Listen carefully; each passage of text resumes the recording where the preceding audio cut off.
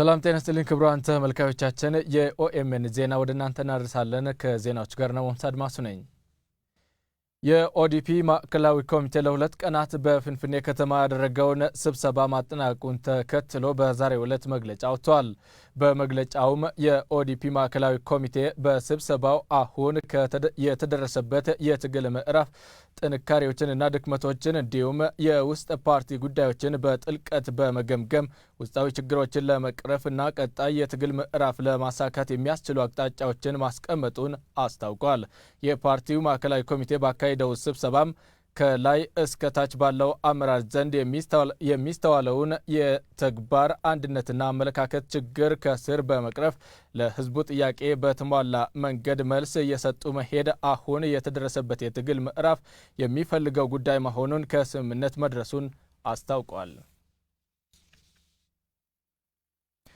መስከረም 24 እና 25 በተከበረው የኢሬቻ በዓል ላይ ተሳትፈው ወደ ቀያቸው በመመለስ ላይ በሚገኙ 26 በደቡብ ክልል ሰገን አካባቢ ህዝቦች በሚኖሩ የኦሮሞ ብሔር ተወላጆች ላይ ግድያ መፈጸሙን የአካባቢው ነዋሪዎች ለኦኤምኤን ገለጹም ግድያውም የተፈጸመው በጉማይዴ ወረዳ በነያ ቀበሌ ነው ተብሏል ጫልቱ ተፎ ተጨማሪ አላት በደቡብ ክልል ሰገን አካባቢ ህዝቦች ዞን ቡርጂ አማሮ ኮንሶና ገላና አባያ ወረዳዎች የሚኖሩ ጉማይዴ በመባል የሚጠሩ የኦሮሞ ብሔር ተወላጆች ይገኛሉ ጉማይዴዎች መጠራቸው ጉማዲዴ ከሚለው የአፋን ኦሮሞ ቋንቋ የመጣ ሲሆን ካሳ ጠላን የሚል የአማርኛ ትርጓሜ እንዳለውም የአካባቢው ተወላጆች ይገልጻሉ እኔ የመጣሁት ከጉማይዴ ነው ጉማይዴ ወረዳ ነው የመጣሁት በርግጥ አሁን ያ ወረዳ ማቀሩ ቢፈርስም ማለት ነው ስሜ ያው ማስረሻ ጌታውን ይባላል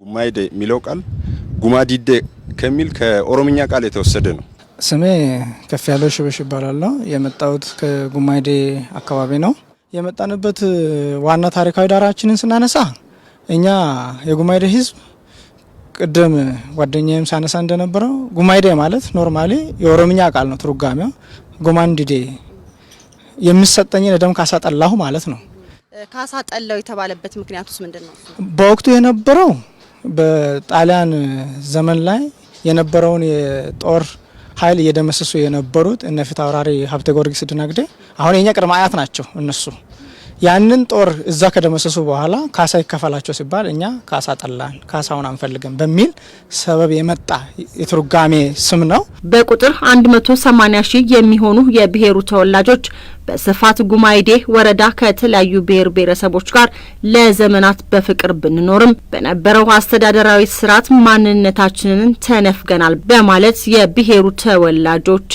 ለኦኤምኤን ገልጸዋል ታሪካዊ አባቶቻችን እዛ አጥንታቸውን ገብረው ልጆቻቸውን ወልደው እኛን ያኖሩበት እኛም ደግሞ ያንን መነሻ አድርገን ነው አፋችን የፈታውትን አፌን በአማርኛ አይደለም በኦሮምኛ ነው ጫና የተፈጠረብን ኦሮምኛውን እንዳናወራ እንዳንማረው እድገት እንዳናሳድገው ተደርጎ ኦሮምኛውን ያው ግቤቱስ መግባቢያ ቋንቋ ብቻ አድርገን ያንን እኛ ወደዚህ የአማርኛውን ቃል ብቻ እንድንጠቀም ነው እየተገደረን ያለነው ግን ያው አባቶቻችን ያስተማሩትን ቋንቋ እኛን ዛሬም ድረስ እየተጠቀምን እንገኛለን መላው የኢትዮጵያ ብሔር ብሔረሰቦች የተሳተፉበትና በርካታ የዓለም ሚዲያዎችን ጆሮ በያዘው ከ150 ዓመታት በኋላ በፊንፊኔ በተከበረው የሆራ ፊንፊኔ ኢሬቻ ላይ ለመሳተፍ በመጡ የብሔሩ ተወላጆች ላይ ወደ ቀያቸው ሲመለሱ በአሰቃቂ ሁኔታ ጥቃት ደርሶባቸዋል በማለት ቅሬታቸውን ለኦኤምኤን አቅርበዋል እሺ እኔ ተኮላ ገመዳ ባላለው በኢሬቻን በዓል ምክንያት በማድረግ የሄዱ ሰዎችን ማለት ነው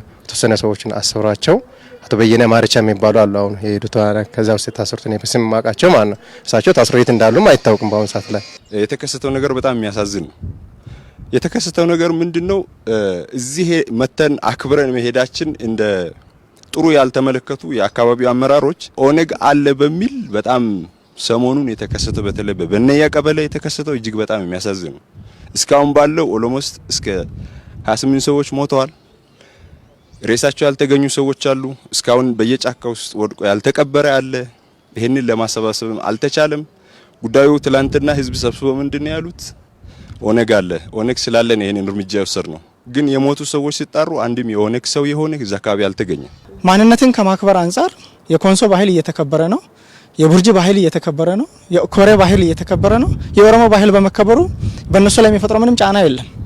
ለምን ሰው በመሆናችን ብሔር በመሆናችን የራሳችንን ብሔር የማክበር መብታችን ነው። እናንተ ከኦነግ ጋር ግንኙነት አላችሁ ተብሎ ከ28 ሰዎች በላይ ተገለዋል። እስካሁን ሬሳቸው እዛው ሜዳ ላይ ቀረ አለ።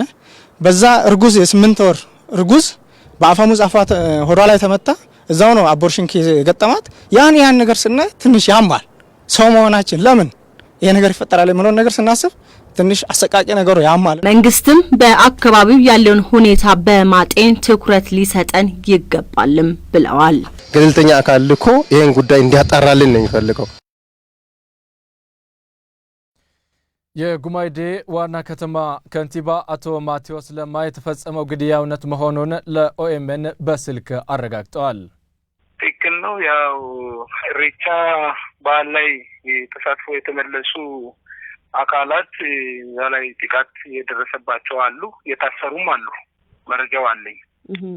ስለዚህ እዛ አካባቢ ያው ከድሮ ጀምሮ እዛ አካባቢ ያው ከኦሮሞ ሕዝብ ጋርም ተያይዞ ሌሎች ብሔር ሰዎችም እዛ አካባቢ ይኖራሉ።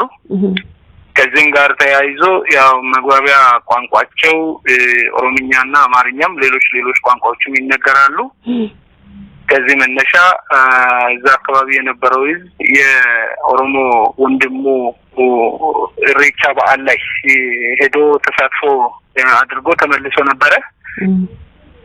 ስለዚህ ያንን መሰረት አድርጎ አሁን ኦነግ ናቸው ተብሎ እዛ ላይ ተሳትፎ የተመለሱ ሽማግሌዎች የታሰሩ አሉ በቡርጂ ወረዳ ላይ።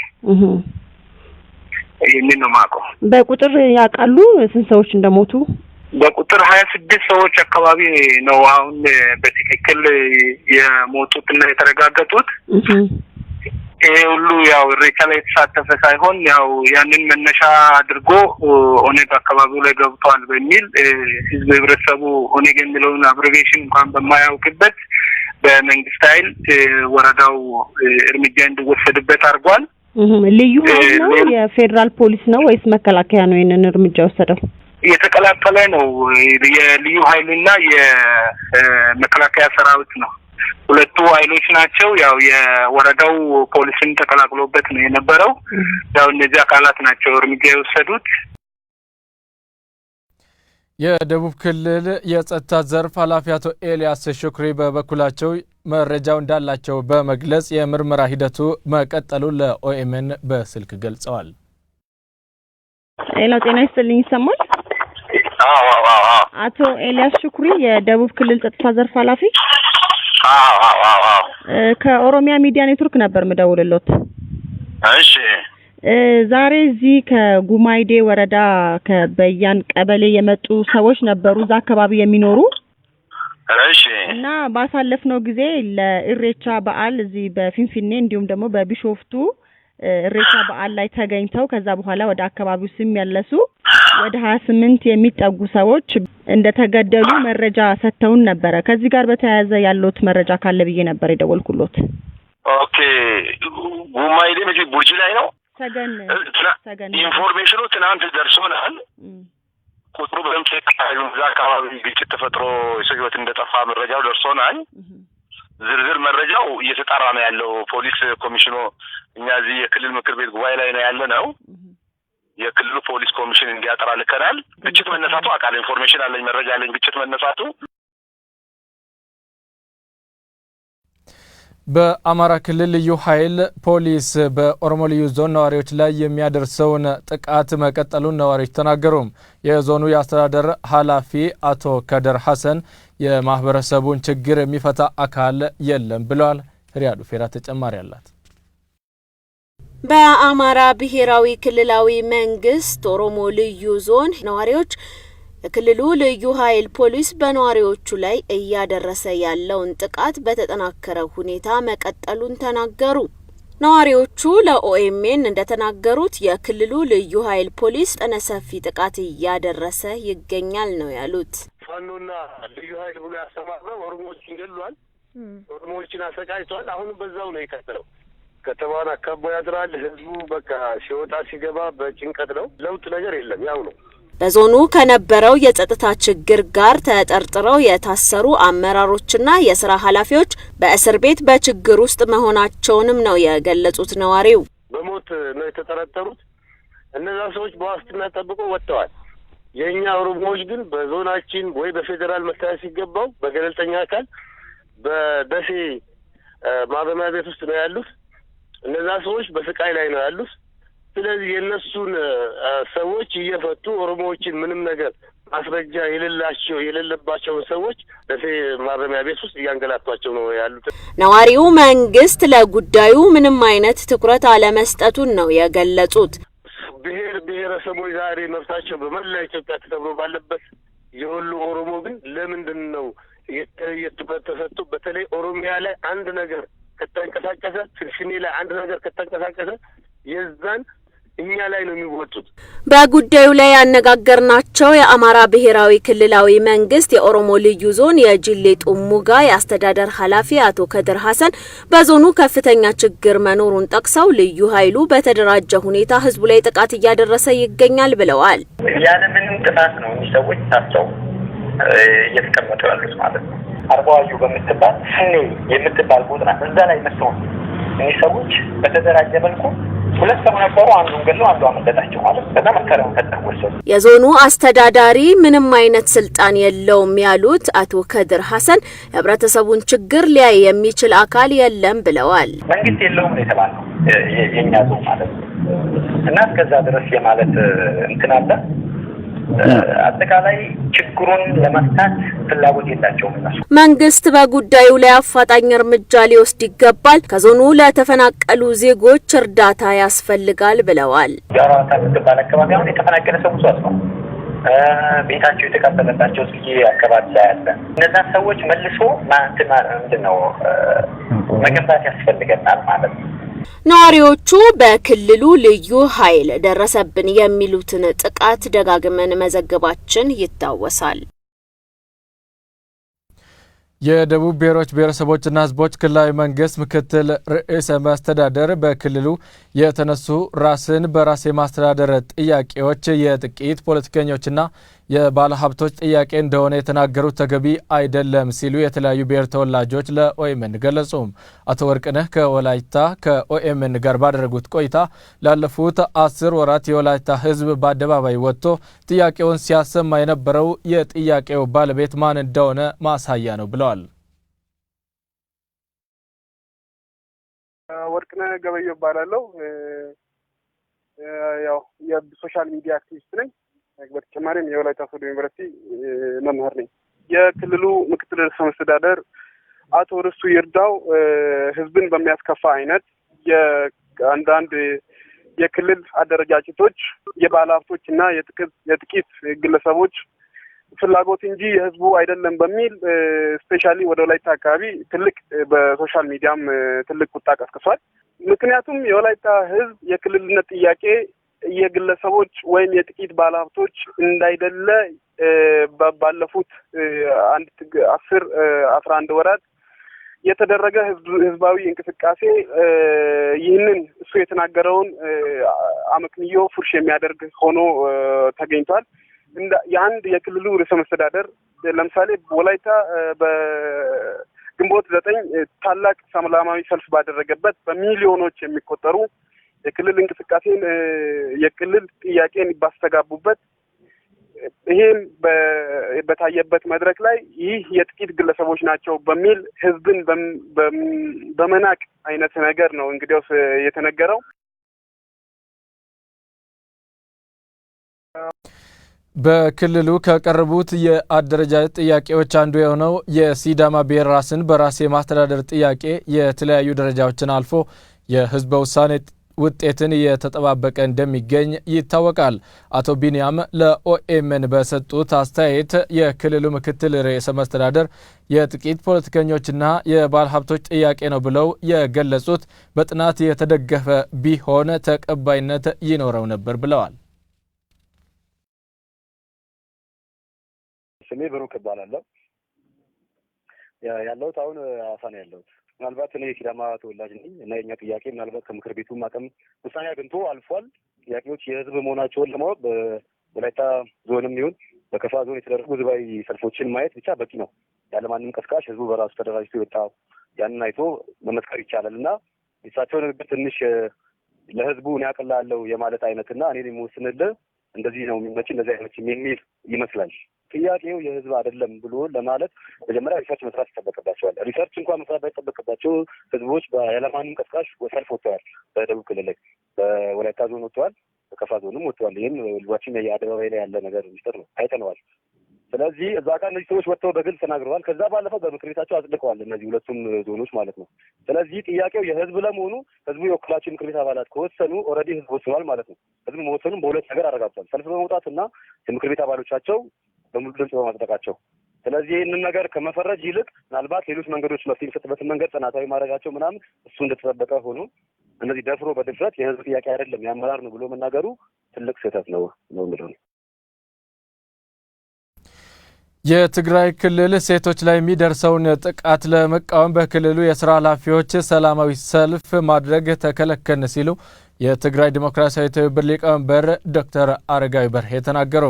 የመቀለ ከተማ ኮሚኒኬሽን ቢሮ የተከለከለ ሰልፍ አለመኖሩን አስታውቋል። ሪያዱ ፌራ የትግራይ ክልል ሴቶች ላይ የሚደርሰውን ጥቃት ለመቃወም በመቀሌ ከተማ ሰላማዊ ሰልፍ ማድረግ ተከለከልን ሲሉ የትግራይ ዲሞክራሲያዊ ትብብር ሊቀመንበር ዶክተር አረጋዊ በርሄ ተናገሩ። ለኦኤምኤን በስልክ በሰጡት አስተያየት በመቀሌ ከተማ ብቻ ሳይሆን በትግራይ ክልል ከተሞች ሴቶች ላይ ጥቃት ይፈጸማል ነው ያሉት። ሴቶች በመቀሌ ብቻ ሳይሆን በሌሎች አካባቢዎችም ለምሳሌ በአድ ዳዕሮ ሽሬ አካባቢ እንደዚሁ ጥቃት ስለደረሰባቸው በመንግስት የመንግስት ፖሊሶች ጥቃት ስለደረሰባቸው ተደጋጋሚ ቅጣት ባለስልጣኖችም እርምጃ ስለማይወስዱ እነዛ ጥቃት የሚያደርሱ በሴቶች ላይ ጥቃት የሚያደርሱ ሰዎች ሰላማዊ ሰልፍ ተደርጎ ነበር። ይህን ተከትሎ በመቀሌም ተመሳሳይ ተቃውሞ ለማሳየት ሞክረው እዛ ባለው የክልል መንግስት ተከልክለዋል። ጥቃቱ ተከታታይ መሆኑን የገለጹት ዶክተር አረጋዊ ድምጻቸውን ለማሰማት መከልከላቸውንም ተናግረዋል። ጥቃቱ ተከታታይ ስለሆነ ወርድ ስላለ ባለስልጣኖችም የሚወስዱት እርምጃ ስለሌላቸው ለዓለም ህብረተሰብ ለማሰማት ነው ሰልፉን የሞከሩት። ግን እዛ ያለው ግፈኛው አስተዳደር ፈቅድላቸው አልቻለም። የሴት ፖሊሶችም ሳይቀሩ ወንዶቹ ወሲባዊ ጥቃት በማስገደድ ማለት ነው ያደርሱባቸዋል። ቢቃወሙም የሚሰማቸው የለም። ስለ ጉዳዩ ያነጋገርናቸው የመቀሌ ከተማ ኮሚኒኬሽን ቢሮ ኃላፊ አቶ ዘመንፈስ ፍስሐ የተከለከለ ሰልፍ የለም ነው ያሉት። ህጋዊ የሆነ ደብዳቤ ይዞ መጥቶ ኃላፊነት ወስዶ ሰልፍ ለማካሄድ የሚፈልግ ወይንም የጠየቀ አካል የለም። ሰላማዊ ሰልፍ ለማድረግ ኃላፊነት የሚወስድ አካል መኖር አለበትም ብለዋል። ህግን ሳይጠብቁ ሰላማዊ ሰልፍ ማድረግ አይቻልም ነው ያሉት አቶ ዘመንፈስ ፍስሐ። ስለዚህ ኃላፊነት የማይወስድ አካል ደግሞ ማንኛውም ሰው ሰልፍ ሊያደርግ ነው ብሎ ጠይቆ መፈቀድ የመፈቀድ አይደለም። ሰላማዊ ሰልፍ ለማካሄድ ህግ ስርዓት ያለው ህግ አቀራረብ አለ አይደል? ሰላማዊ ሰልፉን ለማድረግ አስተዳደሩ መፍቀድ አለበትም ብለዋል። አስተዳደሩ ከፈቀደ ሰላማዊ ሰልፉን በስርዓት እንዲካሄድ፣ ከተከለከለም ደግሞ የተከለከለ መሆኑን ኃላፊነት እንደሚወጣ እንጂ ፈቃጅም ከልካይም እንዳልሆነ ነው በሚዲያ እያስተላለፈ ያለው። የትግራይ ተማሪዎች ሌሎች ክልሎች ከመመደባቸው ጋር ተያይዞ በትግራይ ክልል ተፈቅዷል የተባለው ሰልፍ አለመፈቀዱንም ኃላፊው ገልጸዋል። ዜናዎቻችንን አጠናቅናል። አብራችሁን ስለሆናችሁ